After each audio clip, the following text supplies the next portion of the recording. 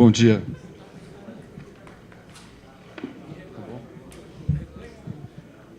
Pedir para que os vereadores que já chegaram tomem assento aqui na frente, a equipe de assessoria.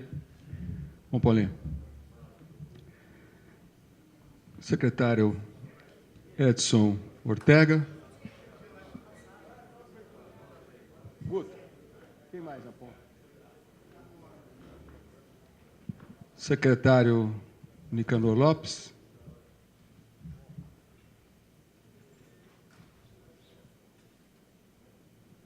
E o doutor Lanchotti, para nos acompanhar aqui na abertura da mesa. Lanchotti. Ah, estou achando que você... Parece uma multa. Ok, Zé. Vamos sentar. Irmão gêmeo, Zé Roberto. Bom, bom dia a todos. Depois de um fim de semana prolongado, nós, como havíamos dito em reuniões anteriores, estamos cumprindo o cronograma alinhado com o Poder Legislativo, com a equipe de técnicos que nos auxiliou na elaboração dessa revisão do Plano Diretor de Ribeirão Preto. E, na data de hoje, nós faremos, preliminarmente, em primeira mão, a apresentação desse resultado da revisão para os vereadores, a nossa Câmara Municipal, às 14 horas para os conselhos e o comitê técnico que trabalhou na matéria. Às 5 da tarde faremos a apresentação ao Ministério Público e, na noite de hoje, às 19 horas, uma reunião aberta aqui no Salão Nobre para a apresentação para todos os interessados em conhecer a apresentação do resultado. Feito isso, nós vamos encaminhar amanhã a peça, o projeto, para a Câmara Municipal, e aí, em seguida, a partir do instante que a Câmara tiver o conhecimento da matéria, aí sim, todos os elementos e detalhes do trabalho que foi feito poderão, a partir disso, ser distribuídos.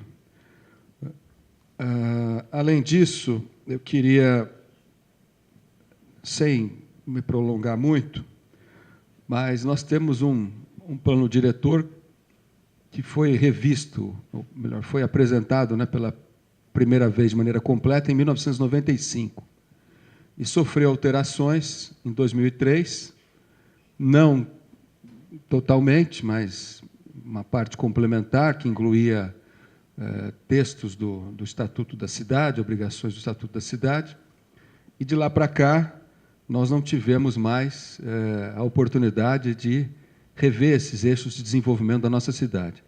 Ribeirão Preto apresenta hoje, além de sede de região metropolitana, uma preocupação bastante ampla do ponto de vista das 34 cidades que passam a obrigatoriamente ter políticas de desenvolvimento e de demandas regionais mais compartilhadas. A gente precisa rever como isso vai se dar, ou pelo menos orientá-lo. Em seguida, os aspectos do próprio município. Depois, as questões de políticas setoriais. E, em seguida, enfim, o fechamento do trabalho do plano diretor em si, que é o que nós vamos aqui ver. A ideia é a gente não só ter uma boa visão de planejamento, mas ter tido a oportunidade de reunir uma equipe extremamente qualificada, para a construção desse trabalho. As audiências públicas, inicialmente no número de 4, foram ampliadas em mais 2, ou seja, 6 audiências públicas. Nesse processo de abertura de discussão, de consulta pública e audiências públicas, nós recebemos mais de 220 contribuições, sobretudo de parlamentares da nossa cidade, de técnicos, de especialistas, membros da academia, representantes do Ministério Público, enfim. a sociedade participou ativamente. Mais da metade dessas contribuições foram incorporadas no texto na plenitude ou parcialmente, e, portanto, agora a apresentação ela é o texto do que foi feito em termos de participação e de contribuição técnica para que a Câmara Municipal cumpra agora o seu papel institucional, que é analisar toda essa contribuição e esse texto básico que foi feito, fazer os ajustes que, porventura, sejam necessários e que oportunamente os serão feitos, para a gente poder aprovar o nosso plano diretor e enfim, dar para a cidade essas diretrizes de desenvolvimento que vão impactar favoravelmente ao crescimento populacional, às demandas por uma série de serviços e à antecipação a problemas de toda a ordem que uma cidade que vai ultrapassar rapidinho aí os seus 700 mil habitantes deva fazer. Esse final de semana, dando uma lida nos primórdios do planejamento urbano, tem um livro interessante do Sérgio Buarque de Holanda, que chama Raízes do Brasil, e no capítulo 4º, ele fala um pouco sobre essa diferença entre a visão dos portugueses e dos espanhóis no contexto de construir as suas cidades. E as cidades portuguesas eram geralmente construídas acompanhando a sinuosidade dos cursos d'água ou as marítimas no beira-mar, levando em consideração atracamento portuário, mas sem muita exatidão ou retilinidade nos aspectos do desenvolvimento urbano e a geometria das cidades como forma de se antecipar à mobilidade, a transporte de produtos de abastecimento, coisas que o espanhol fez com mais planejamento. Então, eu acho que tudo que a gente colocar aqui em termos de plano diretor de Ribeirão Preto, a gente tem que considerar naquilo que for melhor que tiver em qualquer lugar do mundo, né, em termos de política de desenvolvimento urbano, para que a gente possa ter para a nossa cidade essa preocupação extremamente responsável para o futuro de Ribeirão Preto, que vai impactar ela daqui 10, 20, 30 anos. O plano diretor não tem o condão de definir detalhes, né, de políticas que serão compostos posteriormente com as leis complementares, começando com a Lei de Uso e Ocupação do Solo, Código Ambiental, Mobilidade Urbana, Mobiliário Urbano, Plano Viário, entre outros.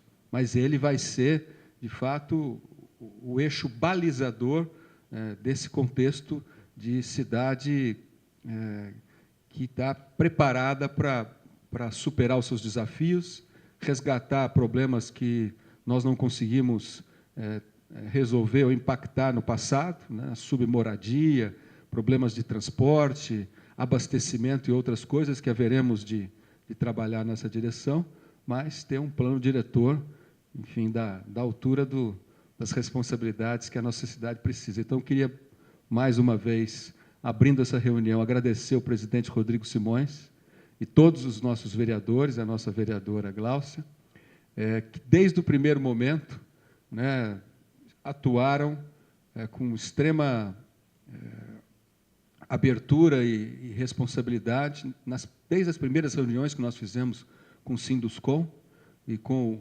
outros atores, né, que participaram desse processo, até agora. E a data da constituição formal do decreto para constituir o comitê de revisão do plano diretor foi um decreto de 6 de abril. E, passados aí 6 meses e 10 dias, nós estamos apresentando para a nossa cidade, para todos nós, o documento, o material que foi objeto desse trabalho. Então, eu queria cumprimentar todos, indistintamente, que fazem parte da equipe do Executivo, a equipe do Legislativo e toda a sociedade civil organizada que se dedicou, de fato, com papel de gente grande aí para produzir esse material. E que, certamente, a Câmara Municipal, a partir do seu contato, a partir de agora, poderá, então, cumprir o seu papel e transformar em lei na forma mais adequada que o próprio texto assim se propôs a fazer. Então, vou passar a palavra para o presidente Rodrigo Simões, e, em seguida, para o doutor Ortega, para que nós possamos dar sequência à nossa reunião. Obrigado. Bom dia, prefeito Duarte Nogueira. Bom dia, secretários Edson Ortega, Nicanor Lopes. Eu quero, na verdade, fazer saudação, menção aos vereadores aqui presentes, prefeito. Maurício Vilabranches, Otoniel Lima, Eliseu Rocha, Paulo Modas, Dadinho, Maurício Gasparini, André Trindade, Nelson das Placas, João Batista, Paulinho Pereira, Marcos Papa, e os representantes dos vereadores que aqui estão. Renato Zuccolotto estava conosco agora há pouco também. Enfim, saudar a cada um dos vereadores e a todos e aguardar aí na apresentação que teremos, então, desta proposta do plano diretor, que vai chegar à casa, se eu não me engano, amanhã, né, prefeito?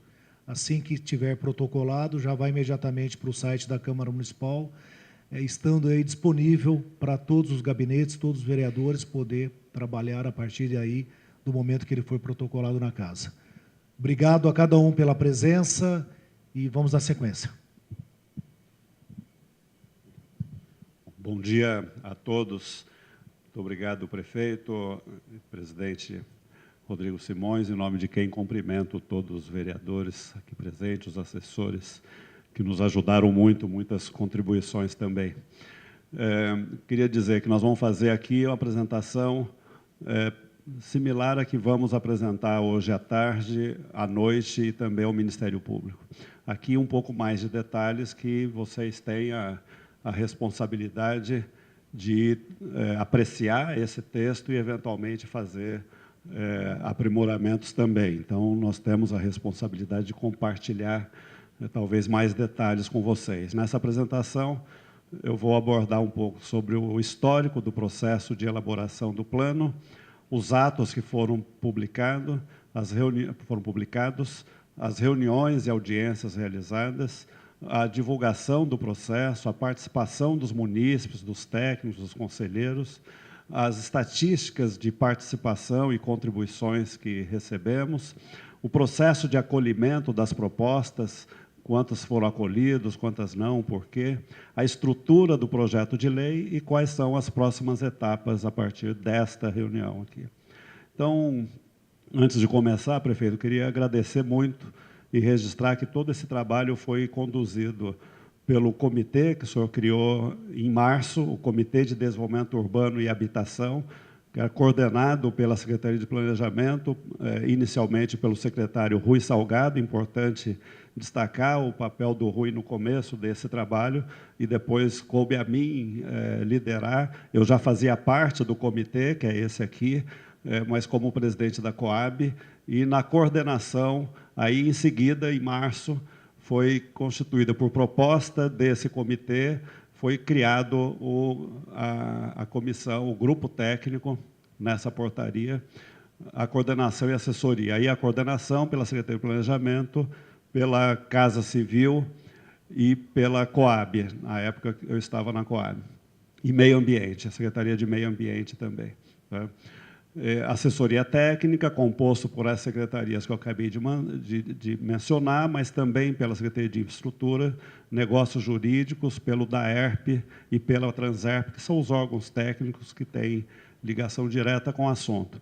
Também participaram, e vai constar no texto, assessores, secretários e assessores de todas as secretarias nos temas que lhes eram pertinentes ou temas interligados, né? O prefeito, no dia 10, publicou um ato falando da abertura do processo de revisão. Então, foi aberto um processo também na Secretaria de Planejamento para acompanhar. Então, é um processo já vai ter mais de um volume, porque nós estamos juntando toda a documentação, todo o histórico, inclusive as gravações, as filmagens que a Câmara gentilmente tem nos proporcionado. Inclusive, presidente, queria pedir para que as de hoje também fossem gravadas pela equipe da Câmara, para que a gente possa ter nos anais, aí, no histórico, esses registros também, né?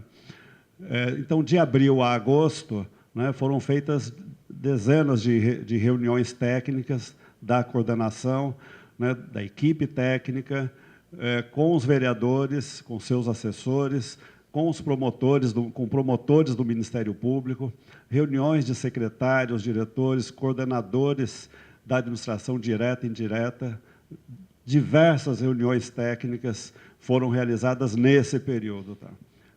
que acabou constituindo o texto base que apresentamos. Divulgamos no site da Prefeitura, então, um amplo processo de divulgação. No link, aqui é o link de acesso ao plano diretor. Aqui na Secretaria, então, aqui aberto o link com todos os detalhes do plano diretor, todos os atos publicados, o texto, os anexos, os mapas, todas as informações amplamente divulgadas. Na imprensa, aqui alguns exemplos, tanto do jornal A Cidade, várias divulgações, quanto no outro jornal, A Tribuna, também. Nas redes sociais, tem uma lista enorme de referências nas redes sociais, nos sites também, então procuramos divulgar amplamente, né? Então, aí resultou nesse texto base para as audiências públicas, e aí as informações aí das audiências, 6 audiências, com os membros dos conselhos, com a sociedade em geral, né?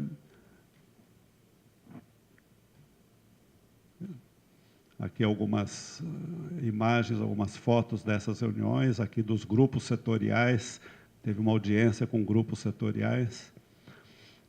Aí mais fotos das audiências, todas elas bastante participativas, né? Como eu disse, todas filmadas e gravadas com apoio da Câmara. As contribuições recebemos tanto nas audiências públicas, apresentadas por escrito ou verbalmente, todas foram consideradas, ou em mãos, apresentadas em meio físico, ou por e-mail, muitas contribuições por e-mail. Mostra que as redes sociais, as novas tecnologias de comunicação estão funcionando bastante. Então, muitas contribuições por e-mail. Aqui as estatísticas, aqui as datas de cada audiência pública, a presença, 504 pessoas presentes, 121 fizeram uso da palavra, mas fizeram um número de contribuições muito maior, que eu vou falar mais à frente. Aí, sim, 242 contribuições. No total, nas audiências, por e-mail, e pelos outros meios, por documentos que foram nos enviados por ofícios, etc. As principais contribuições vieram do Comor, do Condema, do Conselho de Moradia, OAB, a CIRP, Sinduscom, Associação de Engenheiros e Arquitetos, Engenharia e Arquitetura, representantes da USP, da Moura Lacerda, da Unip, os vereadores que tiveram presentes ou nos enviaram as contribuições, munícipes, lideranças comunitárias, profissionais, especialistas também, nos enviaram propostas ao plano diretor. Elas foram classificadas em 2 grupos, né, principais. O primeiro grupo, essa parte de cima, que depois nós vamos detalhar, são grupos que pertencem, foram propostas ao plano diretor. Uma parte delas foram acolhidas integralmente, outras parcialmente, outras não acolhidas. E esse grupo aqui de baixo foram propostas que não tinham correlação com o plano diretor, outras eram matérias de esclarecimento ou eram manifestações que não tinham proposta, eram algumas sugestões ou comentários colaterais.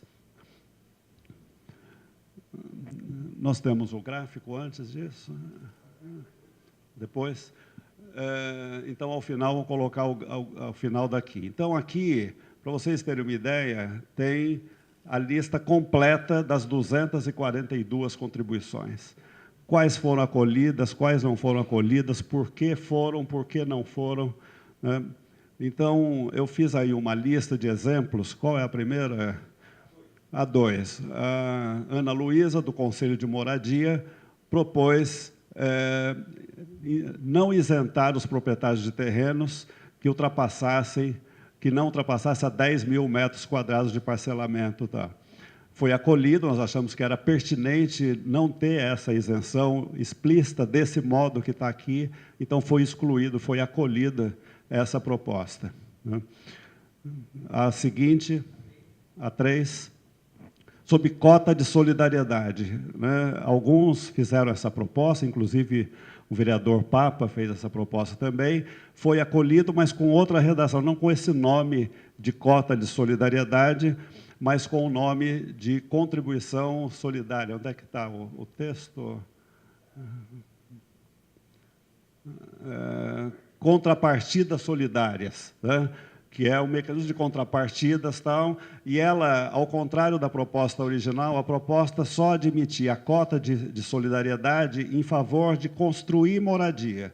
E nós entendemos que o problema da cidade vai além da construção da casa em si. Pode ser regularização fundiária, pode ser um problema ambiental, pode ser um problema que pode ser resolvido, que precisa ser resolvido, e, portanto, essa contrapartida solidária que vai, quando for espécie em pecúnia, vai para o Fundo de Desenvolvimento Urbano, e aí os critérios, as regras regulamentadas em decreto, estabelecem os critérios de priorização de atendimento dessas demandas, e aí sim, essa contrapartida solidária é utilizada, mas foi acolhido, portanto.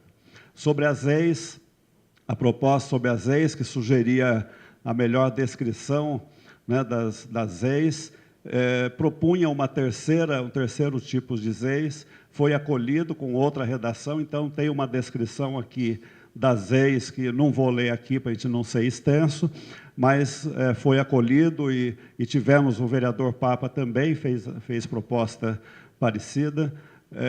Não foi incluído uma ZEIS 3, porque na mesma ZEIS 2 contempla também edificações. Em algum ponto aí, imóveis edificados também não utilizados ou subutilizados também podem ser objeto de demarcação como ZEIS. Isso, ali, ó. Será possível a utilização de imóveis edificados não utilizados ou subutilizados internos ao perímetro urbano para procedimento de empreendimentos de habitação e interesse social. Deixa eu fazer um destaque aqui, aproveitando, destinados à população de baixa renda, desde que prevista sua regulamentação na Lei de Habitação de Interesse Social. Esse foi um aprimoramento que nós fizemos também, por conta de propostas de várias pessoas que observaram, inclusive o vereador Papa, e, coincidentemente, nós estamos trabalhando numa proposta para enviar à apreciação da Câmara de uma lei de habitação de interesse social que Ribeirão não tem. Né?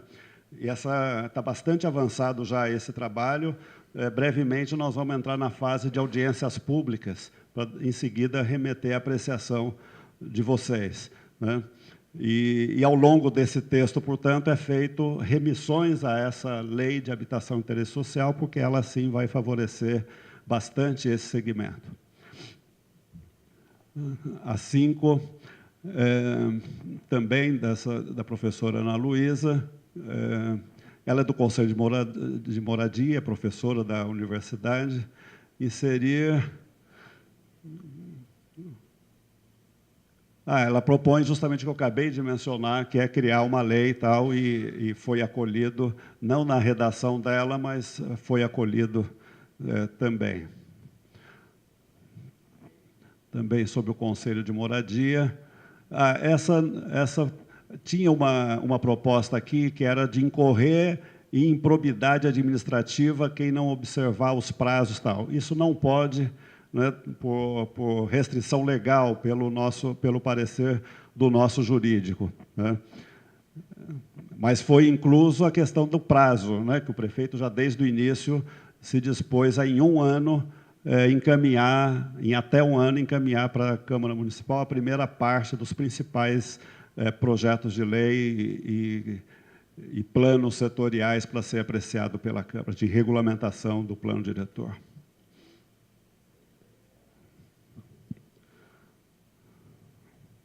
A 15, também do Comur, que a proposta era que a discussão na Zona Leste fosse feita precedida de estudos e cadastramento. Tal. Isso foi acolhido, sobretudo pelo fato de que a expansão para a Zona Leste só se dará depois de feita toda a discussão da lei de parcelamento e dos códigos de meio ambiente, o macrozoneamento, e, portanto, foi acolhida, né, a proposta, a preocupação. Aliás, outros também apresentaram algo parecido e foi acolhido também.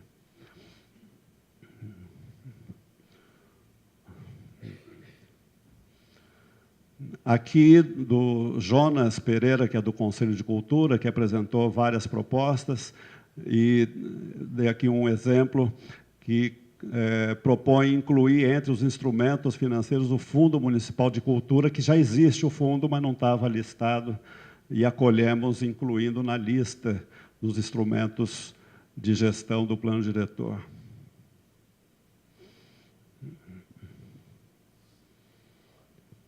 A Adriana, que é do Conselho de Moradia, fez também várias propostas, várias foram acolhidas, total ou parcialmente, mas essa era uma lei complementar para regular a forma de direção, de forma direcionada à habitação de interesse social, né? Então, foi acolhido, né? E a questão da lei de habitação de interesse social, que eu mencionei antes, que também foi acolhido. André Castro, que é um advogado na Universidade de São Paulo, que propunha excluir um artigo 38, do artigo 38, parágrafo 3º, que falava que seria dispensável o processo de licitação em caso de cessão de área. Está difícil ler aí, mas como esse assunto nós tratamos, então nós acolhemos, nós excluímos aqui, porque teve outras pessoas que comentaram também isso, a legislação já permite abrir mão, né, de processo licitatório, em determinados casos de cessão de área pública. Nós achamos que não precisaria manter aqui o que a lei já prevê e estava dando muita má interpretação o fato, como se fosse algo novo que estávamos colocando aqui. Então, optamos por excluir, porque não atrapalha e não gera essa polêmica de estarmos aí fazendo concessões além da conta, né?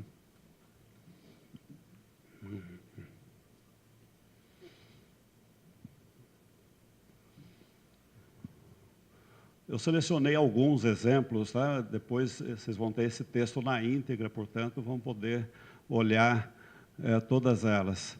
Aqui, do Eric, que é estudante de arquitetura, que fez várias abordagens nas reuniões, ele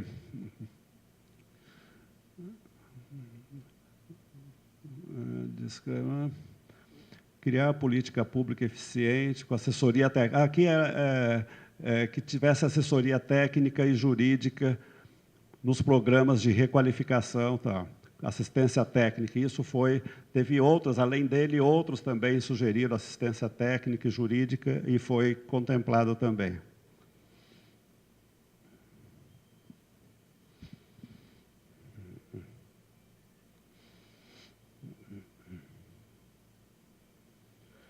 Aí a Tatiana, a professora Tatiana fez várias contribuições também. Aqui uma que foi acolhido, amenizar. O artigo dela era que nas EIs, definidas EIs em todo o perímetro urbano do município, abrangendo áreas centrais e na Zona Sul. Isso foi acolhido, vocês vão ver depois como é que ficou o mapa de EIs e, portanto, foi acolhido o que ela propôs. Teve outras propostas delas que não foram acolhidas, que está aí explicado, e acho que tem algumas delas que eu destaco como exemplo. Essa que foi acolhida, Tá, essa de ZEIS também, que é parecida com a anterior, que ela propunha e que foi acolhido também.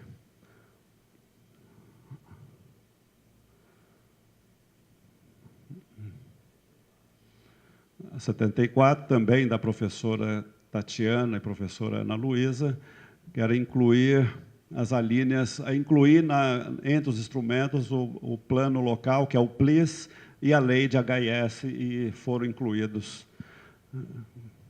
Na verdade, eles já estavam incluídos, ela não tinha observado que estava incluso.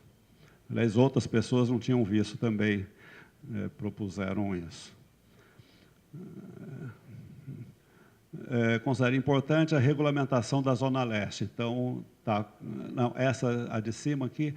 Isso, olha, a proposta aqui do Gabriel, que é um arquiteto urbanista da Moura Lacerda, um professor da Moura Lacerda, que propôs aqui, destacando a proposta dela, um mapa de informações geoprocessadas. Isso aqui está previsto, está acolhido, explicitamos melhor no plano diretor. E, prefeito, acho que a gente pode dizer para os vereadores que, ainda esse ano, brevemente, nós vamos colocar no ar isso aqui à disposição de todos. Nós estamos já colocando em testes na intranet, todas as secretarias e organismos vão passar a ter acesso a esse mapa georreferenciado e, daqui a pouco, em seguida, ainda esse ano, certamente esse ano, o prefeito vai receber e divulgar, vai colocar à disposição de toda a população, dos vereadores. Hoje, a Prefeitura recebe uma quantidade enorme de pedidos de informação que não vai precisar receber mais, porque vai estar tudo na internet, os vereadores vão poder, seus técnicos, seus profissionais, terem a informação diretamente por meio eletrônico, né? Aqui, a CIRP, o Molina e outros profissionais da CIRP encaminharam várias propostas. Essa aqui em relação à questão da população, né? A preocupação dele a questão do envelhecimento da população. Então, a discrepância, depois tem um texto que fala um pouco disso, mas aqui é sobretudo em relação à questão do envelhecimento da população, então, questão de política de acessibilidade, então, isso está contemplado no texto também. Depois a gente, se quiser, a gente pode ver também como que ficou.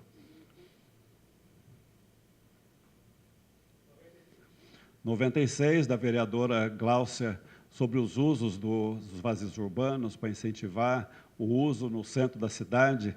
Então, isso foi acolhido. Então, a proposta, o plano diretor enfatiza muito o uso dos espaços urbanos. Agora, foi feito um destaque lá, olha, vejam lá, não pode querer usar tudo também para habitação de interesse social. É verdade, nem todas as áreas são adequadas. Então, está no texto lá, claro, as áreas adequadas para habitação de interesse social, porque pode ter outras áreas que sejam adequadas para ampliar a quantidade de parques ou outros equipamentos de interesse público, né? Então, isso está destacado, foi acolhido, né? Do Silvio, do Comor, preocupados com o modelo de ZEIS, né, no período de transição e a lei de parcelamento de uso do solo. Então, isso foi acolhido. A questão das ZEIS tem um novo mapa que nós vamos apresentar aqui para vocês. E a lei a expansão, nada da expansão pode ter iniciativa antes da aprovação pela Câmara da lei de parcelamento. Então, é uma expansão que fica congelada, né, até a lei de parcelamento. E todos os cuidados em relação às questões ambientais foram bastante enfatizadas e vamos comentar um pouco à frente.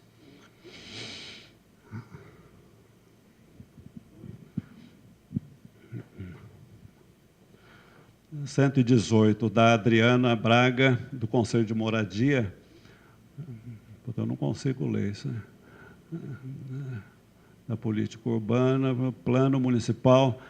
Plano de assistência. Ela propõe o plano de assistência, foi inserido o plano de assistência como um dos instrumentos do plano diretor. Embora o plano de assistência é a LOAS, né, o secretário municipal, e isso vai ficar claro no próprio plano, né, que é a LOAS que anualmente é atualizada. O Eli Mariano, do Movimento de Moradia, ele propõe que as áreas, que levantamento das áreas estaduais e federais do município para se viabilizar o uso habitacional e interesse social. E falava também da cota, então, cota de solidariedade. Então, ambos foram acolhidos.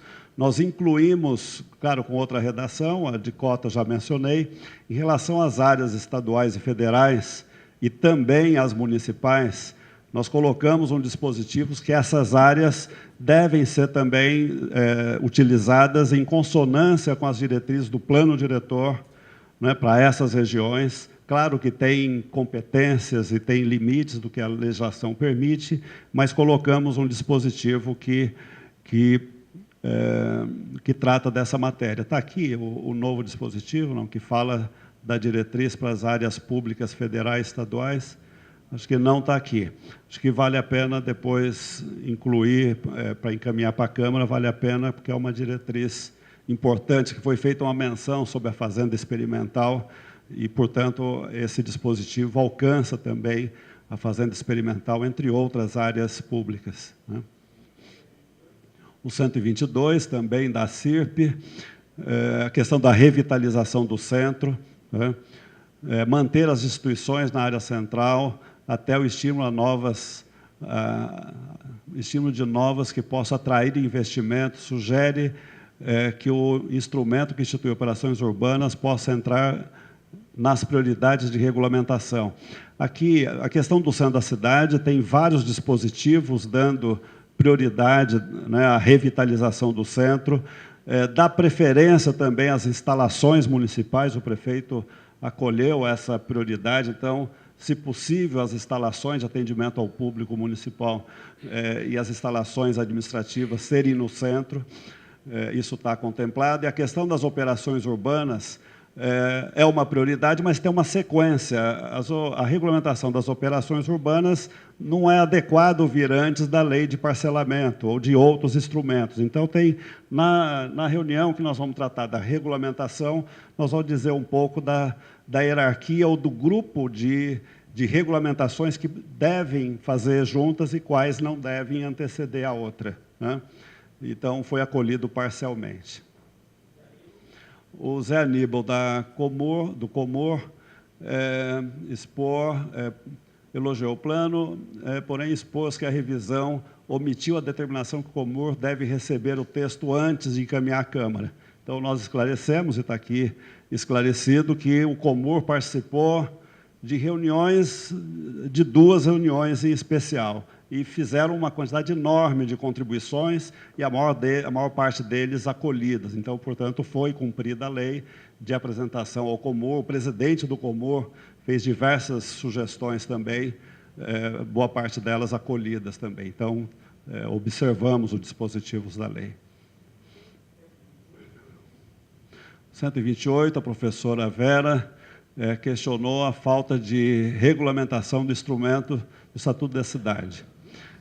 A questão do centro da cidade, reabilitar o máximo no centro, a sua área expandida, sua preocupação na regulamentação de operações urbanas consorciadas.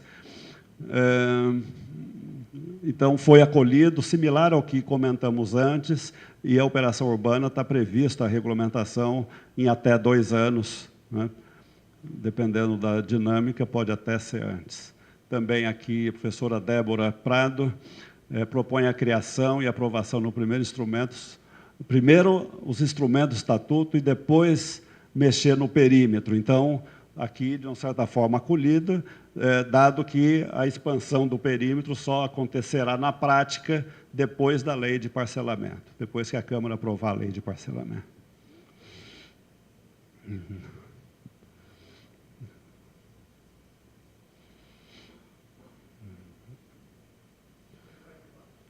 Aqui o Zé Roberto do Condema, que propôs priorizar culturas de longo ciclo e evitar práticas de agricultura mecanizadas em áreas de maior declive, incentivar atividades que agreguem valor ao agronegócio nessas áreas. Foi acolhido, né, as atividades que agreguem valor ao agronegócio nessas áreas.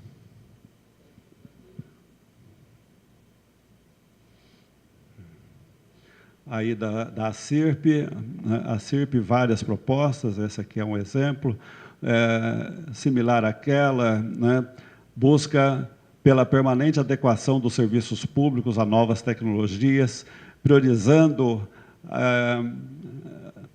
as que aumentam a eficácia da gestão pública e as que democratizam o acesso cidadão ao serviço e informações ao poder público. A proteção aos direitos constitucionais. Não vou ler tudo, senão nós vamos... Mas estou dando aqui alguns exemplos da proposta que foi acolhida no texto. Aí outras propostas aqui da CIRP, não vamos ler todas, para poder... Outras da CIRP, também acolhido.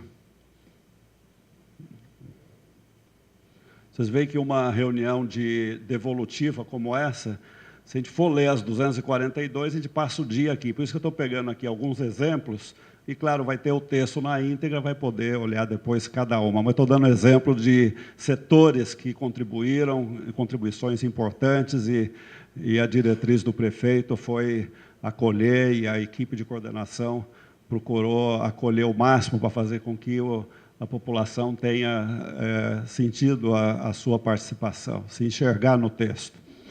Aqui a Associação Comercial, o Serviço Urbano de Drenagem Pluvial deverá assegurar, através de sistemas físicos naturais, construído o escoamento de águas pluviais. Então, incluir que vai incentivar a coleta e reuso de águas pluviais em empreendimentos empresariais e residenciais. Foi acolhido com outra redação.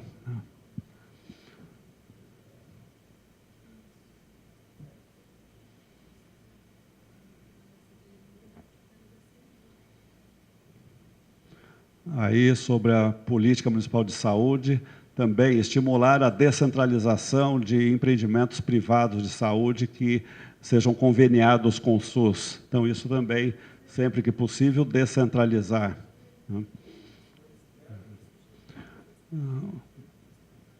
A criação de uma área de controladoria e gestão de processos que atue em toda a administração.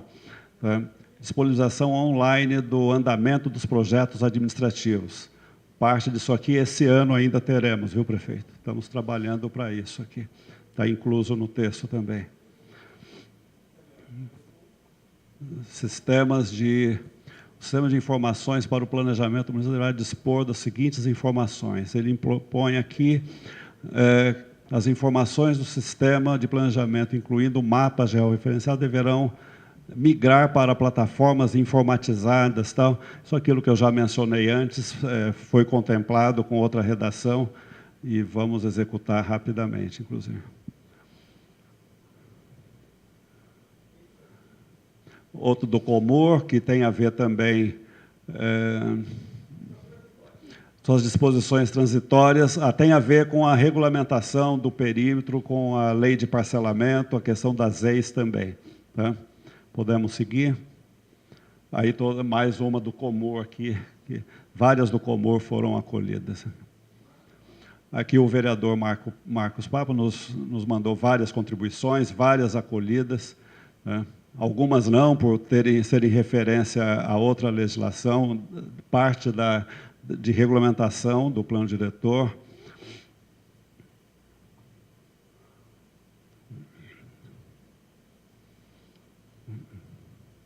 Tem várias dizeis que eu já comentei, várias preocupações do vereador em relação à questão da expansão, que foi acolhido, os estudos, né, também foi acolhido.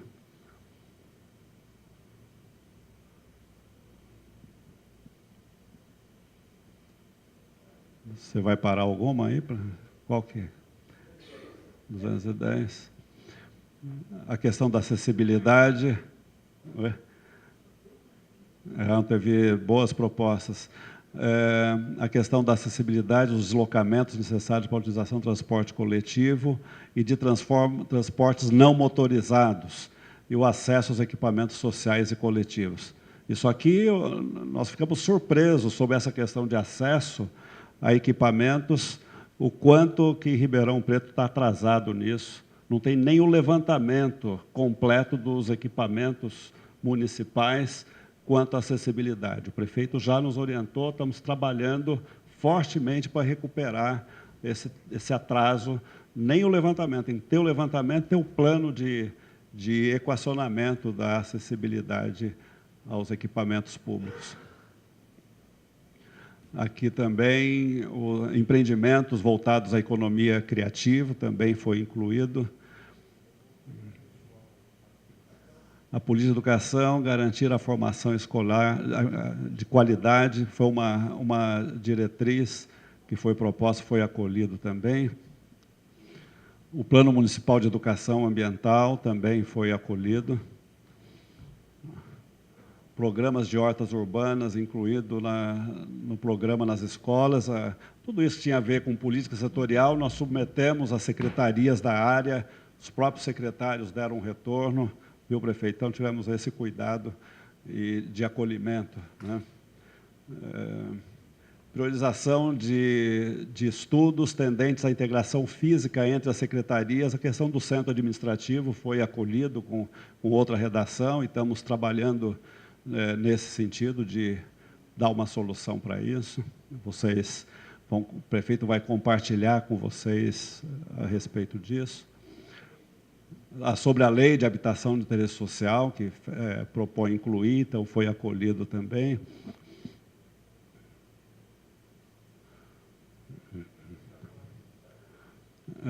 As leis como só poderão...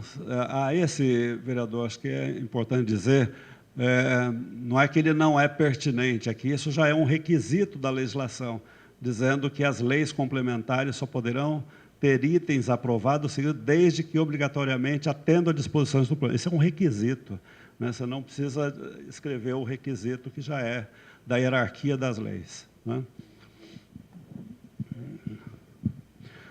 Aqui da professora Cláudia Magalhães, que fez também várias contribuições, ela faz parte do grupo que trabalha no projeto de lei de habitação e interesse social. Então, ela fez várias observações para não conflitar a lei de habitação e interesse social com o plano diretor e vice-versa. Então, ela fez várias contribuições aqui que foram acolhidas, que não vamos detalhar agora para aproveitar para as outras partes aqui.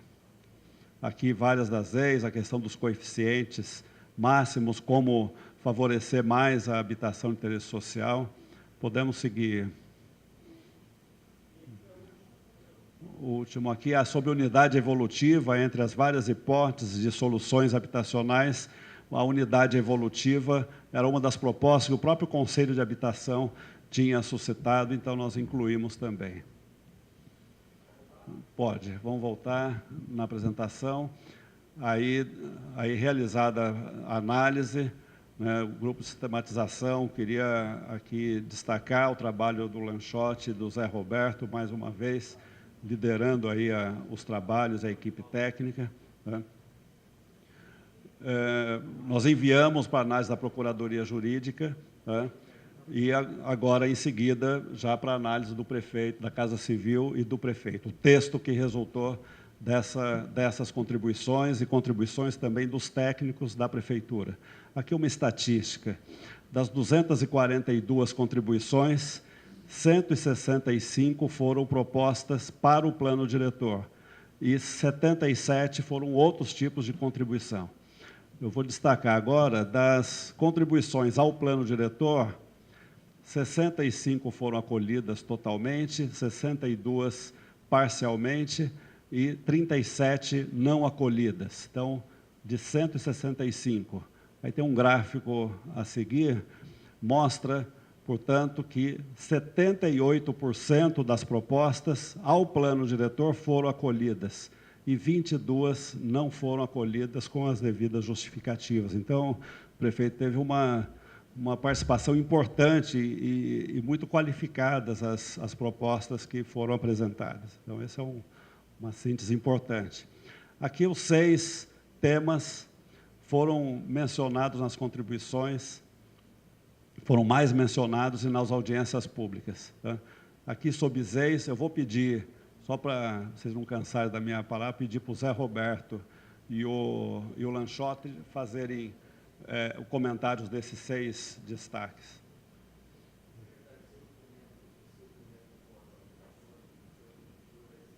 Vai. Então, só comentar sobre isso.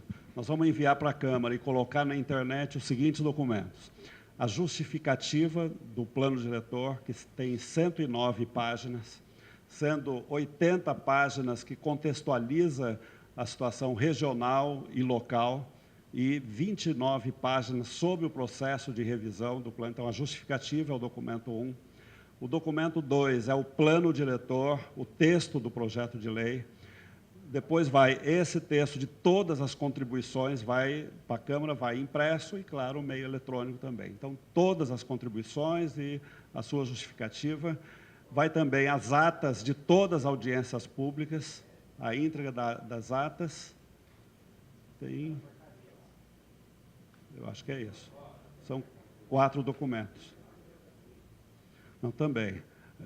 Mas de documentos que são esses 4. Então, é a justificativa, é o texto do plano, são as contribuições e as atas de todas as audiências. Tá? Então, isso na íntegra.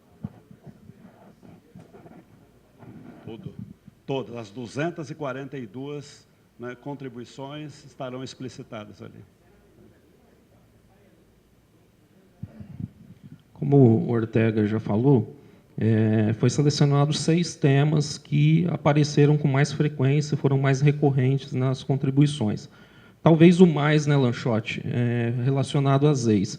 Importante esclarecer que nós já tínhamos na lei de parcelamento do solo a demarcação de áreas, né, com outro nome, que eram AIS, né, as Áreas Especiais de Interesse Social, que demarcavam, mas não estavam regulamentadas em lei. Inicialmente, na proposta do plano, nós demarcamos com a mesma linguagem, né, e recebemos muitas contribuições, e como o Ortega colocou, contribuições muito relevantes a respeito desse tema, o que possibilitou uma evolução grande. Pode ir passando, Lanchotti. Então, foi identificada, foi falado a respeito da identificação das EIs. Pode passar, Lanchotti. Aí foram descritas as EIs. Importante destacar o seguinte: nós dividimos, então, em 2 EIs, que são as EIs clássicas. As EIs de vazios urbanos e as EIs de áreas ocupadas. Acho que na sequência tem mapa, Lanchotti? Tem. Então, como que nós fizemos este mapeamento? Inicialmente, foi feito um levantamento a respeito, em relação às EIs 1, que são vazios urbanos, de todas as áreas do município que possuem mais de 10 mil metros quadrados e que tenham menos de 5% de sua área ocupada. Mapeou-se tudo. A partir desse mapeamento, foi feita uma triagem, porque nem tudo o que é vazio tem vocação para as EIs, né, para empreendimentos de habitação de interesse social. Outros, já existe parcelamento do solo em análise. Então, alguns critérios nós fomos adotando. Todos os processos, por exemplo, que estão em análise na Secretaria de Planejamento, que são de interesse social, foram demarcados.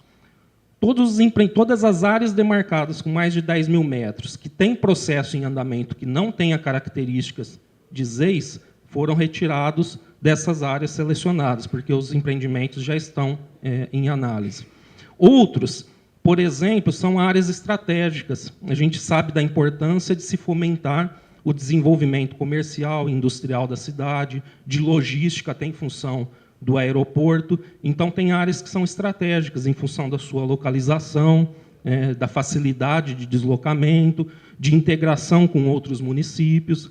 Então, por exemplo, nós temos áreas industriais em Cravinhos, em Sertãozinhos, que seria importante ter empreendimentos correlatos a esses, ou de logística. Então, são áreas que nós entendemos que não seria adequado demarcar como ZEIs. Outras, por questões ambientais, tinham áreas que, no primeiro mapeamento, foram identificadas. No entanto, são áreas com condicionantes ambientais importantes, então foram retiradas. Áreas já parceladas, então tinham, dentro desse levantamento, algumas que já tinham parcelamento definido, em função da localização, restrição ambientais, como eu já falei. Isso nos permitiu, retirando algumas áreas das inicialmente identificadas. E, em relação às EIs 2, que são as áreas de ocupação, elas foram divididas entre as áreas que é passível se fazer a regularização, quer dizer, há uma ocupação irregular, mas é passível de regularização fundiária. Outras que já existem o processo de regularização em andamento, e aquelas que não são passíveis, em função da área que está ocupada, de risco à saúde, de risco ambiental, e algumas, é claro, de ocupações recentes e não consolidadas no município. Com essa limpeza, esse é o mapa proposto, então, para as EIs. Tem áreas de interesse social demarcadas em todos os setores da cidade, norte, sul, leste e oeste. Percebe-se, é claro, que na região leste tem uma quantidade maior, porque são áreas, grandes áreas livres ainda. Então, houve um detalhamento, tanto da identificação dessas EIs, como de tudo que se é permitido, inclusive o que já foi colocado, que é a respeito das edificações, né? A gente não tem hoje, é claro, um levantamento completo de edificações não utilizadas ou com baixo aproveitamento. A lei de interesse social poderá permitir, então, o mapeamento disso tudo e isso ser incluído. Inclusive, o próprio texto do plano diretor remete à lei de habitação de interesse social, ao plano de habitação de interesse social e à lei de uso e ocupação do solo, onde ainda poderão ser incluídas outras áreas. Você quer comentar alguma coisa, Lanchotti, a esse respeito? Então, os percentuais. Aqui, o total de áreas para as EIs, vocês estão vendo ali, vai dar quase 5,2 milhões de metros quadrados. Aí está hectares, mas multiplicar por 1.000, 5,2 milhões de áreas em área foi marcado como EIs. Vocês terem ideia se isso é muito ou se é pouco, o plano PLIS, o Plano Local de Habitação e Interesse Social, existente, mostra que seria necessário, para equacionar o déficit habitacional da cidade, 3,2 milhões de metros quadrados. Aqui está 5,2, portanto, há uma margem razoável, porque nem tudo viabiliza, então tem que ter uma margem superior. Então, tem 2 milhões, né, de metros quadrados além do que pelo PLIS seria necessário. Importante destacar que o mesmo PLIS identificou, naquela época, um montante de 3,7 milhões de metros quadrados de áreas públicas, disponível naquela época, área estadual, federal e municipal. Claro que nem toda a área pública não usada é favorável à HIS, Habitação e Interesse Social, mas mostra possibilidades, e claro que boa parte também é utilizado de áreas privadas, parte delas demarcadas. E lembrando que parte das que estão aqui demarcadas são áreas públicas também, passíveis de uso habitacional. Sequência. Aqui ainda são as garantias, né, de que a lei, aquilo que eu já falei, lei de ocupação do solo, lei de habitação de interesse social e o plano, estabelecerão os regramentos e poderão incluir, inclusive, outras áreas. Os empreendimentos protocolados até a aprovação dessa lei estão inseridos em EIs demarcados no plano diretor, poderão continuar, portanto, a sua tramitação normal, e as regras definidas devem viabilizar a regularização fundiária dos assentamentos precários. A gente sabe que essa é uma situação importante para o município, devido à quantidade de áreas aí ocupadas. Então, um bom planejamento no sentido de identificar essas áreas e mapear aquilo que é possível regulamentar. Aí a garantia também, que o Ortega já comentou, que é a possibilidade de utilização de imóveis edificados, não utilizados ou subutilizados. Que qualquer área, mesmo não demarcada, pode ser utilizada como EIs a pedido do empreendedor ou do proprietário da área, e que novas áreas poderão ser identificadas na Lei de Parcelamento do Solo, Habitação de Interesse Social. O tema 2, que foi cota de solidariedade, que o Ortega também já colocou aqui dentro daquelas contribuições, que foi proposto, e que nós acatamos aí com um texto diferente, que é a contrapartida solidária, né? Como o Ortega explicou, a contrapartida solidária, ela então tem essa função dos grandes empreendimentos, poder direcionar um valor para não necessariamente só a construção de unidades, mas, às vezes, locais em que nós temos habitação de interesse social, mas que falta equipamento público, melhorias de infraestrutura, podem ser utilizados através dessas contrapartidas solidárias. Tema 3, que é a questão do perímetro de expansão urbana. Era definido o perímetro, a gente sabe, até o momento, pelo anel viário.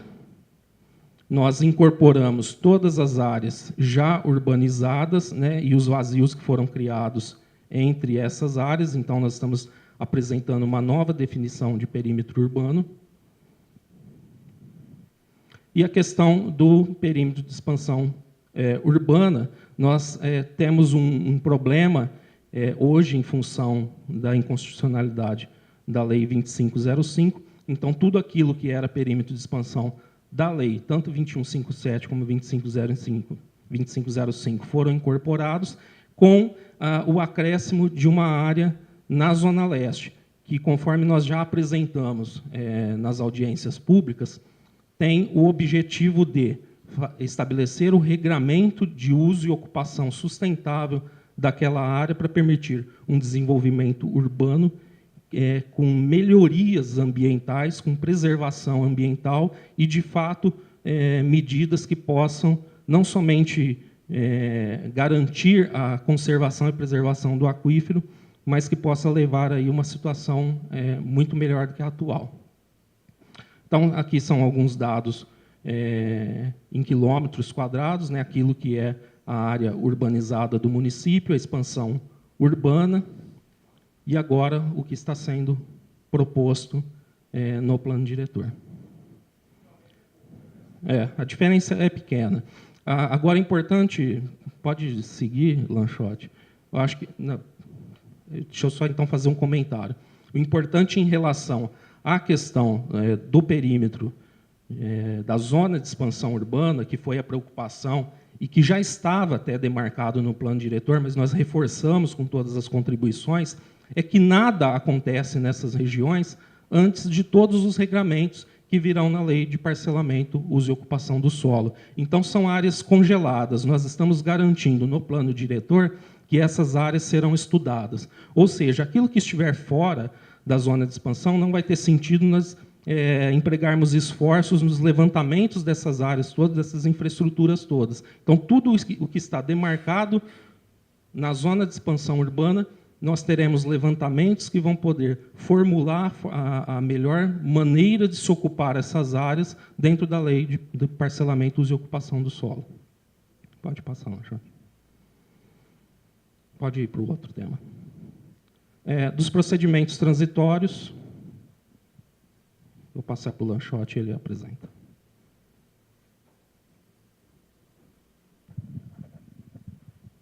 Deixa aqui.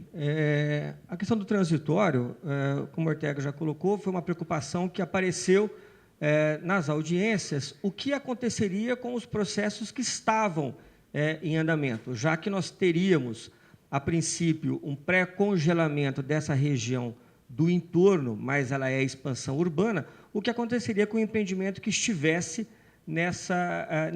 dentro dessa área, né, enquanto a lei de parcelamento não acontecesse. Então, nós temos aqui as regras de quem está, ele entrou com uma lei em vigor e ele continua sendo analisado com essa lei em vigor. Ou seja, nós não teremos aí nenhum prejuízo a qualquer empreendimento que já tenha dedicado um esforço muito grande, até um investimento do seu funcionamento.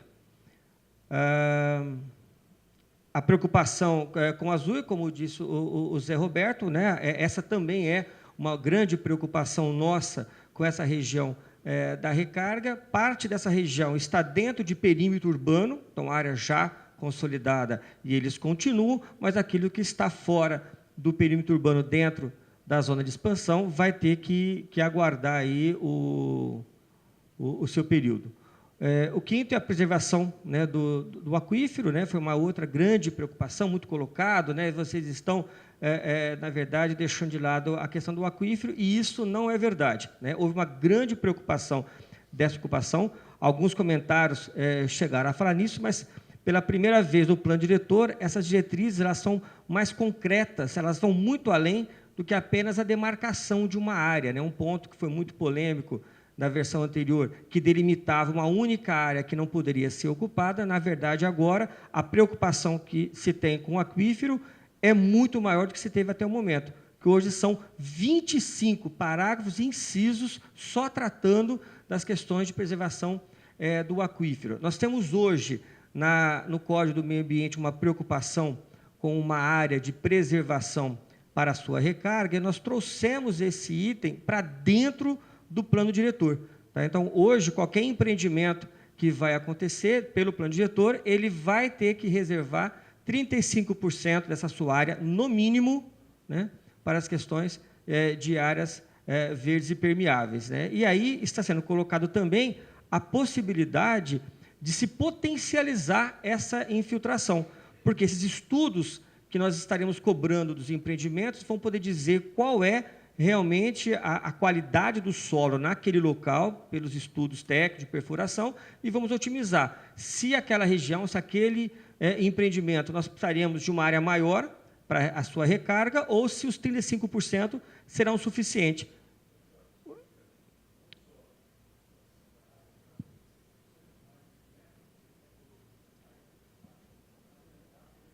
Isso, essa preocupação que a gente teve não é apenas a expansão, não é apenas uma área grande, é a forma com que a gente vai fazer essa captação para que a água possa infiltrar, tanto em quantidade como em qualidade, que é o principal. E quem vai dizer qual será, né, esse método técnico, vai ser o estudo. O estudo feito vai dizer, olha, você vai ter que fazer tais procedimentos para garantir essa recarga. Então, a gente amarrou nessa preocupação em vários artigos, né, para garantir a captação da água e a qualidade da água que vai ser infiltrada.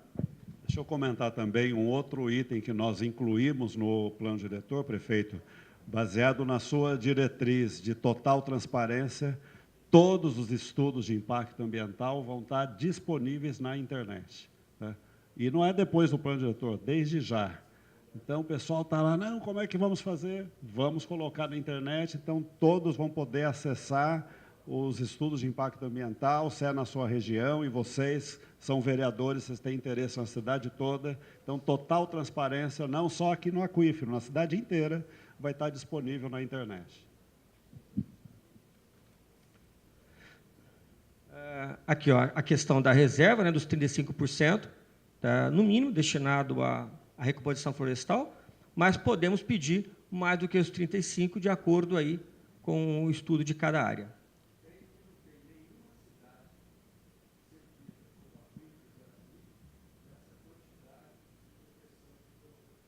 Não, não mesmo. Isso é nosso, e nem servida nem desservida, prefeito. Somos realmente pioneiros nesse assunto.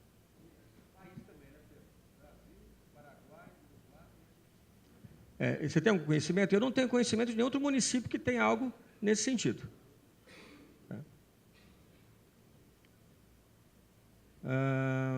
Bom, aí a questão, tá vendo, para manter a questão de qualidade, a gente percebeu que em vários momentos do passado sempre se discutiu, prefeito, em termos de quantidade.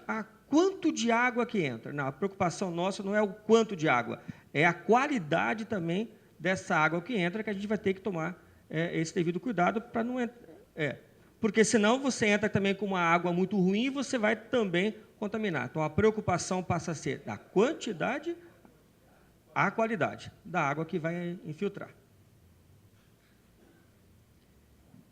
E o outro item, né, o último item que foi muito mencionado, é uma questão da previsão demográfica, né? Numa primeira apresentação, prefeito, nós informamos aqui que num estudo que nós tínhamos feito rapidamente com o técnico, o Tiago Amin, ele apontava em torno de 900 mil habitantes, né? Isso causou, né, uma grande questionamento, de onde vêm esses estudos todos, de onde nós fomos estudar essa população mais a fundo. Nós consultamos o IBGE e também o SEAD, e, na verdade, esses estudos, esses órgãos, eles não passam a nenhum estudo municipal. porque eles dizem da dificuldade deles estarem localizados, no caso do IBGE, no Rio de Janeiro, de conhecer a real potencial migratória da nossa região. Eles não têm essa informação, eles conseguem ter do Estado. Então, eles falam que o município é que tem condições de fazer essa leitura, por conta das particularidades que nós temos no município e na nossa região. Então, a partir disso, nós fomos consultar, né, outros órgãos para saber se o nosso entendimento estava correto. Então, consultamos a IBGE, o SEAD, alguns técnicos de fundações aqui da USP, falamos com um professor de estatística aqui do Centro Universitário Moura Lacerda, falamos com a empresa Ambiente, que também faz estudo de população, conversamos novamente com o Tiago, que é da PUC de Campinas, ou seja, consultamos várias fontes para chegarmos em alguns valores. O Tiago nos apontou que o estudo que ele faz de 91 a 2000, de 2000 a 2010, e são dados já reais do IBGE, ele dava em torno de 1,8, por exemplo, de 2000 a 2010. E a estimativa de crescimento de 2010 a 2016 também ficou em 1,84. Só que 2016 é uma estimativa, tá? Só 2010 que a gente teve o censo. Ele trabalhou, então, com esses valores e deu um crescimento de 1,17 de 2016 para 2017, onde o IBGE apontou que nós estamos com 682 mil habitantes. Então, baseado nesse estudo, ele fez uma estimativa a menor, de 1%, ou a maior, de 1,5%. Então, nessa variação, no estudo dele, a população ficaria de 832 a 918. Por isso que ele, né, num dado momento rápido, apontou para os 900 mil habitantes. Vamos, então, ver outras fontes, prefeito. E nessas outras fontes, a gente arredondou que para 2040, que é um número redondo, era um pouco mais fácil. Então, para o Tiago, daria em torno de 918 mil. O Gustavo, que é o professor do Centro Universitário Moura Lacerda, o que ele nos explicou é o seguinte, que para se trabalhar com uma estatística, existe, né, toda uma fórmula da estatística para isso, e ele tem que trabalhar com um número real. E o real nós temos 2010 e 2000, que foram censos. Todos os demais são projeções. Então, como ele só tem duas variáveis reais, tá, o índice de erro fica maior. Então, ele fica com um índice de erro de 15%. Então, dos 15%, ele dá uma variação de população que nós pegamos a situação pior. Aqui que ele seria menos, que é os 15% para baixo. Então, daria 796 mil no cálculo dele. A Ambiente também faz um cálculo, né, por conta da população do cálculo deles, que vai estar dando 855 mil em 2040. O SEAD apontou para 730, e nós fomos consultar de onde vem o estudo do SEAD. E o SEAD tem estudado que a tendência da população, tanto do Brasil como do Estado de São Paulo, é uma tendência de estagnar, né? As famílias estão tendo menos filhos, né? Tem famílias que não têm filhos, porém, existe uma população que está envelhecendo e que não está morrendo. Então, o índice de mortalidade também está reduzindo. No caso de Ribeirão Preto, na hora que a gente analisa o aumento das universidades de Ribeirão Preto, você tem uma população flutuante que fica um período aqui. Você tem a região metropolitana, que vai trazer empresas para cá, com certeza. Então, a estagnação da população na nossa região será menor do que será no resto do Estado, porque nós estamos ainda com uma pujança muito grande. Então, baseado nisso, nós fizemos essa estimativa tendencial, que nós fizemos lá no planejamento, nós utilizamos todos os índices de crescimento de 2000 até 2017, a taxa de redução de crescimento que o IBGE utilizou para a nossa cidade. E, a partir dessa taxa, que ela vai decrescendo muito pouco, ano a ano, jogamos essa redução também, ano a ano, até 2040. Tá? Então, com essa tendência de crescimento reduzida, a gente chegaria a 850 mil. Uma observação aqui. Essas várias projeções, elas consideram o crescimento vegetativo da população, que tende a diminuir com o passar dos anos, de maneira bem concreta, o número de filhos. Ribeirão Preto tem hoje menos de 3 filhos por família, né? Já chegou a ter 5, 6, e há tempos não muito longínquos. Os fluxos migratórios, aqueles que são induzidos por políticas públicas de desenvolvimento econômico, geração de emprego, novas oportunidades, e aqueles que são gerados por omissão do poder público na falta de cumprimento legal e deixando ocupações irregulares acontecerem. Então, você tem que considerar uma série de fatores para poder ter uma aderência mais próxima da realidade para calcular os elementos de infraestrutura, o direcionamento de expansão da mancha urbana e os equipamentos públicos que vão ser necessários. Inclusive, projetando de que a cidade vai ter menos crianças e, portanto, se começar a nascer menos crianças, nós vamos precisar de menos creches. No entanto, nós vamos precisar de mais equipamentos para as pessoas mais idosas, né? Não só asilo, mas questões de saúde pública, de longevidade, de geriatria. E a gente vê muito claro isso hoje, com uma clareza grande na questão da saúde, 2 elementos principais. A questão da população mais idosa e, portanto, cuidados com geriatras, e, na outra, nutrição alimentar, pessoas obesas, né? E são fatores que tem que ter, todos eles têm que estar considerados no planejamento da nossa cidade. A Ambiente, ela considera os dados dela baseado na demanda para o tratamento de esgoto. Então, qual é a capacidade da Ambiente nas 2 estações, Ribeirão Preto e Caiçara, no limite delas? 1 milhão de habitantes. Então, quando o Ribeirão Preto atingir 1 milhão de habitantes, e se ainda for a Ambiente que estiver prestando esse serviço, porque pode ser que no momento de renovação ela não vença, ou um outro possa ganhar, mas as estruturas físicas das 2 estações de tratamento de esgoto são imutáveis. Então, nós vamos ter que fazer, a partir do momento que elas atinjam o seu limite de saturação, uma outra estação de tratamento de esgoto, num outro planejamento, e, portanto, isso também tem que ser considerado. E, sob o aspecto de que Ribeirão Preto, em 2019, em março de 2019, vai atingir a plenitude do tratamento de esgoto de todos os seus resíduos domésticos e que a cidade produz, porque até lá nós vamos ter 100% da rede de coleta que hoje ainda nós não temos. O prefeito colocou um assunto muito importante para a gente na discussão, que é a questão do envelhecimento, prefeito, porque com o envelhecimento da população, e a gente já tem estudos, e eu tenho acompanhado muito isso, que quando se fala em acessibilidade, a Europa já há muito tempo, e o Brasil nessa linguagem, não está se voltando mais às pessoas com deficiência, porque há uma redução do número de pessoas com deficiência, exceto acidentes de carro, que ainda tem aumentado. Todos os demais têm reduzido. Mas a questão da população envelhecendo, tá?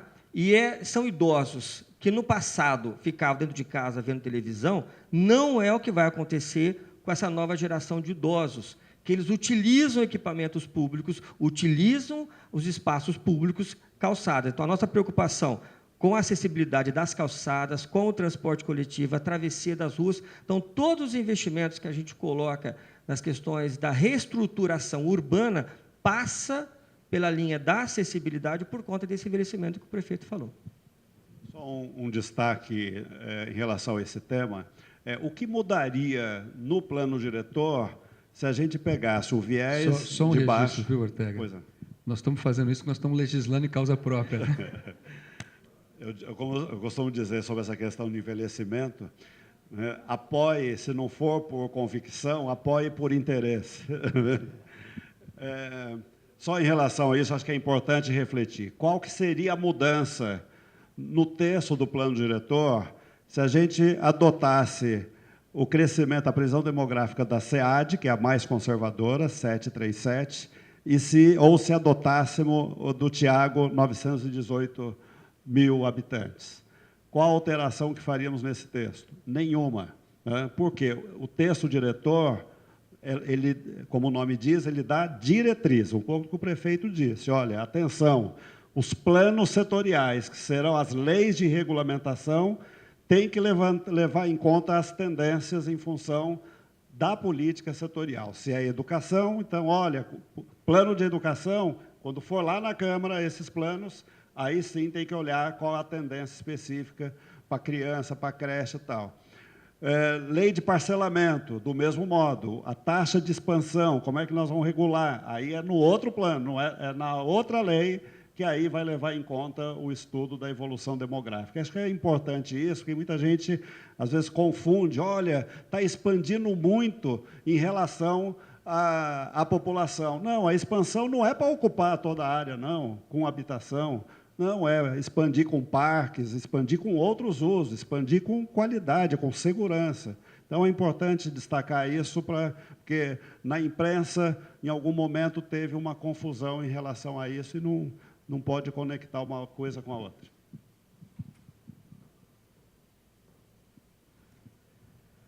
Bom, um trabalho que será encaminhado para vocês na Câmara, junto com o plano diretor, é a justificativa técnica, que é a que explica, né, como o Ortega já mencionou, né, de onde surgiram todas as discussões, quais foram os estudos realizados para chegarmos a essas propostas novas. A primeira parte faz uma caracterização, né, regional, municipal, as questões urbanas de Ribeirão Preto, e a segunda parte da justificativa é que vai mencionar esses elementos novos que a gente está considerando, né, a questão da metropolização de Ribeirão Preto, esse desenvolvimento urbano, econômico e social que a gente está prevendo para os próximos anos, a questão da habitação, que tem um capítulo muito forte, especial dessa vez, prefeito, por conta, né, da questão do HIS, né, a gente nunca teve uma política tão forte de habitação como a gente está propondo agora, porque a gente sabe que é uma demanda muito grande da moradia. A questão do meio ambiente e o desenvolvimento sustentável, a gente não está desvinculando, trata esses dois itens muito ligados, porque nós queremos, sim, né, garantir o desenvolvimento, que a cidade possa crescer, trazer novos investimentos, mas, é claro, há toda uma preocupação para que esse desenvolvimento não traga nenhum prejuízo para as futuras gerações nas questões ambientais. E aí, um dos grandes avanços, né, umas grandes tacadas aí que o prefeito, né, nos jogou nas costas, prefeito, é essa legislação complementar de termos que dar conta, né, em 2 anos, que esse compromisso é muito importante, né? Nós comentamos já com vocês a importância que vocês, vereadores, estão tendo de mudar os rumos da cidade, porque passarão nas mãos de vocês toda a legislação complementar para o futuro da cidade. Então, o prefeito assumiu, porque sem essas leis complementares, a gente não consegue, né, traçar realmente uma nova política para a cidade. E fazer isso picotado, deixar só para uma outra administração, isso também seria um atraso. Por quê? Porque avanços dependem dessa legislação. Então, a gente está justificando a importância, né, e o prazo de 1 ano para algumas leis e de 2 anos para as demais leis que serão feitas aí na sequência. Então, aqui, do projeto de lei, especificamente, o resultado dele, 180 artigos, 9 capítulos, 5 anexos com 4 mapas. Ele trata daqueles temas perímetro urbano e de expansão, macrozoneamento ambiental, ou macrozoneamento urbanístico e das EIs. Aqui tem uma estrutura, como é que ele está estruturado? Não vou ler, né, porque é a estrutura, o que ele aborda, né? Aqui não entra ainda não, aqui. Tem um hiperlink aqui que entra no projeto de lei. Depois nós vamos voltar nele, vamos até o final, depois a gente volta nele. A nossa recomendação, presidente, é que, agora talvez o tempo não permite, eu estou vendo aí, nós estamos quase 11 horas, mas é muito desejável que se leia. Entra lá só para a gente olhar, então, né? O que tem aí no artigo 1º ao 7º do projeto de lei, do plano diretor, é a essência do plano. Quem não conseguir ler o plano, leia o artigo 1º até o artigo 7º. Ele trata, primeiro, o que é o plano diretor, né? Do que se trata o plano diretor, o que se entende por desenvolvimento urbano, né? Depois, ele fala quais são os objetivos e as diretrizes gerais. Então, vai lá, melhoria da qualidade de vida dos seus habitantes. Essa é a razão principal, né? Garantia da dignidade urbana e do bem-estar da sociedade, preservação e conservação e recuperação do meio ambiente, ordenamento do desenvolvimento das funções sociais da propriedade, da sociedade e da propriedade. Enfim, aqui, né, são as diretrizes que têm que ser observadas em todas as leis setoriais, que a Câmara vai também regulamentar.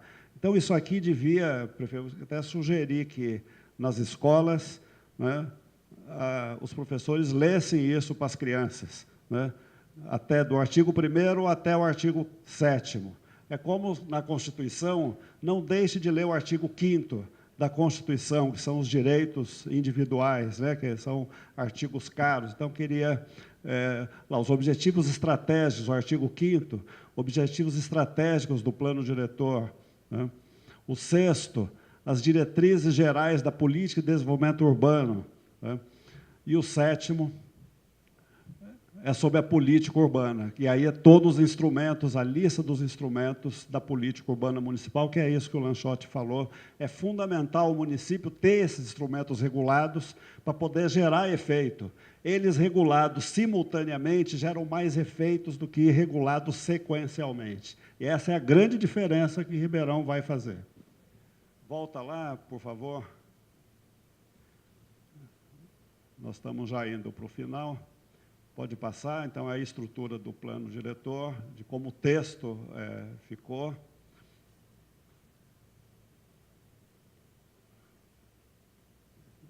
Aí, destacando o artigo 178, que fala dos 11 itens, né, que serão enviados em 12 meses para a Câmara.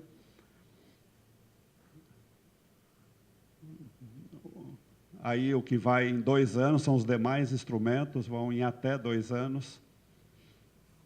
Aí inclui outorga, IPTU progressivo. Então, pode ser antes de 1 ano? Depende. Se a Câmara aprovar a sequência num ritmo que o permita, sim, a resposta é sim. Vai ser um trabalho muito sintonizado com vocês.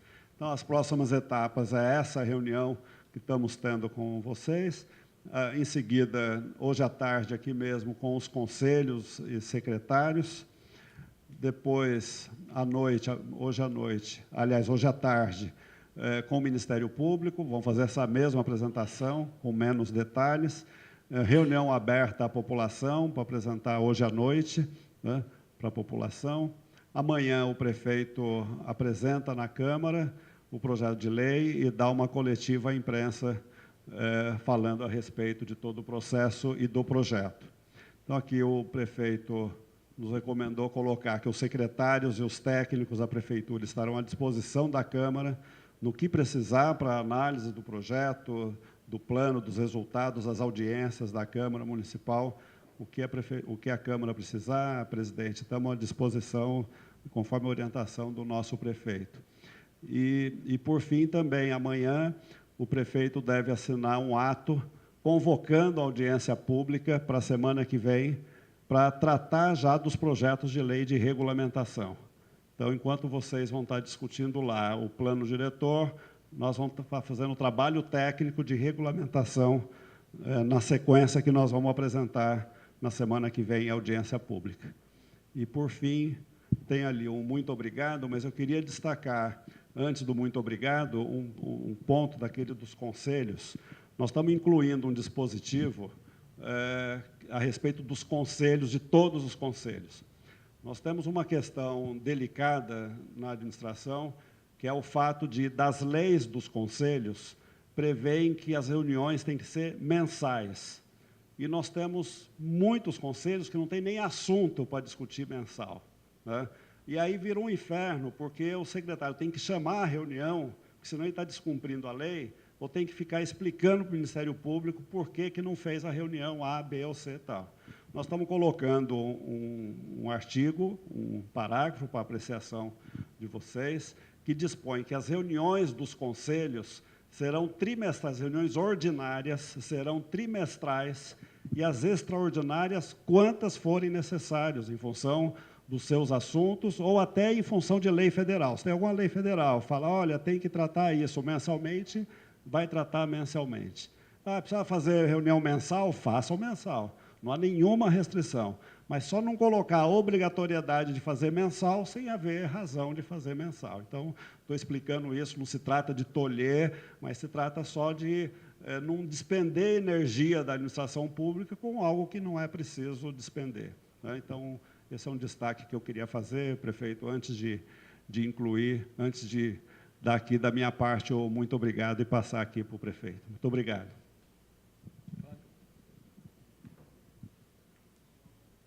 Agradecer a a vinda do vereador Luciano Mega, que acaba de chegar. Obrigado. E, bom, acho que foi um trabalho muito bem constituído do ponto de vista das escolhas nas equipes, os recursos humanos, os técnicos, e, ao mesmo tempo, o roteiro de sequência da participação de uma maneira bastante eficiente, democrático, né, participativo, mas sem perder o foco de que um plano diretor ele não chega a legislar e detalhar no detalhe. Ele apenas estabelece diretrizes para que nós possamos, no decorrer do enxoval jurídico que vem complementarmente na sequência, permitir que a cidade tenha um ordenamento para o seu crescimento da melhor maneira possível. E aquilo que for política setorial ou detalhes mais não atinentes à questão de diretrizes, nós vamos, obviamente, constituí-las na forma das leis complementares e leis ordinárias que tratam desses assuntos. Um outro registro que eu gostaria de fazer aqui, com todo o devido respeito ao Poder Legislativo, mas como sugestão, né, porque nós temos que compartilhar as responsabilidades de construir um plano diretor da melhor maneira possível, é quanto ao aspecto legiferante, né? Eu já fui parlamentar por 22 anos, né? Portanto, tanto na Assembleia quanto no Congresso Nacional. Nós fizemos um projeto de lei dentro de um critério extremamente técnico, mas sem perder a essência maior do que é envolver a comunidade naquilo que ela entende como melhor para ela. Na hora da gente discutir dentro do Poder Legislativo sobre o aspecto legiferante, eu peço que a gente possa ter o maior e melhor cuidado possível para não incluir nos elementos e nos artigos ou nos seus parágrafos questões que vão além daquilo que a gente já debateu. Porque se a gente tiver que absorver coisas que vierem da Câmara, além daquilo que está no aspecto que tem que regulamentar, nós vamos ter que vetar coisas que, evidentemente, possam perder as essências importantes que os vereadores, e aqui registro o próprio vereador Marcos Papa, o vereador Maraca, enfim, todos os vereadores que já contribuíram. Então, só para fazer esse registro, repito, com todo o respeito à autonomia, né, dos poderes, até porque não pode ter soberania de um pelo outro, né, tem que haver autonomia, como a gente assistiu aí recentemente no debate do Supremo Tribunal Federal, mas não é o caso aqui, é mais para fazer esse registro e, mais uma vez, agradecer sobremaneira, né, à Câmara Municipal.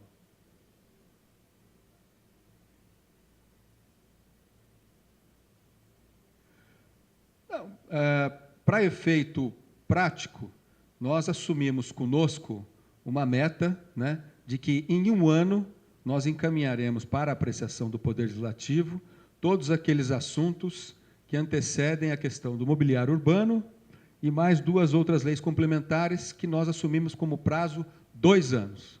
Mas se porventura houver qualquer dificuldade no avanço, nós colocamos um dispositivo, porque 1 ano é meta nossa, para a gente não perder o ritmo da nossa equipe em trabalhar para cumprir o prazo de 1 ano.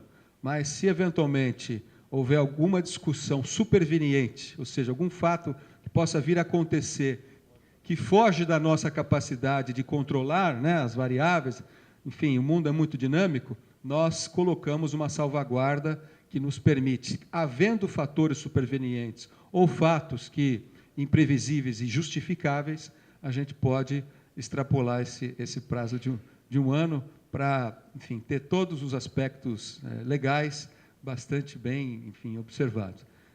Mais uma vez agradecer, fizemos essa apresentação, 14 horas aos conselhos e aos secretários, 17 horas Ministério Público, 19 horas sociedade civil em geral. O projeto vai logo cedo amanhã para a Câmara Municipal e ele só será distribuído ou colocado à disposição nos equipamentos da internet ou nos meios eletrônicos, após o protocolo feito de entrega formal à nossa Câmara Municipal.